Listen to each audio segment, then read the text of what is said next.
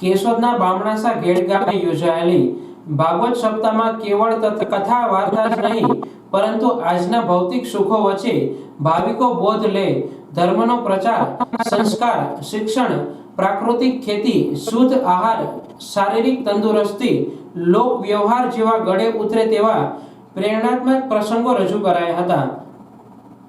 બામણાસામાં સંત મકનદાસ બાપુ સ્થિત ભીડભંજન મહાદેવના સાનિધ્યમાં ગાદીપતિ પ્રદ્યુમનદાસજી મહારાજના આશીર્વાદથી સંત અને ધાર્મિક જગ્યાને સમર્પિત ગામ સમસ્ત શ્રીમદ ભાગવત સપ્તાહ અને શિવ મહાપુરાણ સત્સંગ કથા યોજાતા મોટી સંખ્યામાં ભાવિકોએ ભક્તિ સાથે ભોજન પ્રસાદનો લાભ લીધો હતો।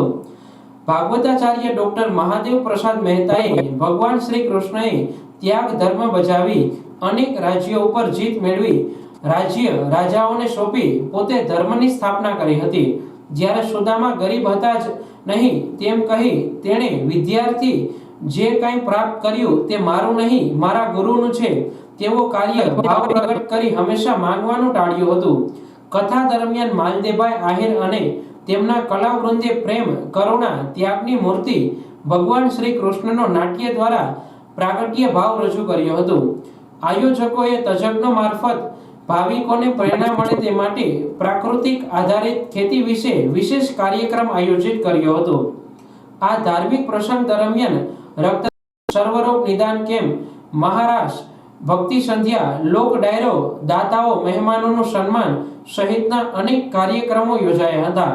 કથાના 7મા દિવસે પ્રથમ સેશનમાં ભાગવત સપ્તાહ અને બીજા સેશનમાં શિવ મહાપુરાણ કથાની પૂર્ણાહુતિ થઈ હતી।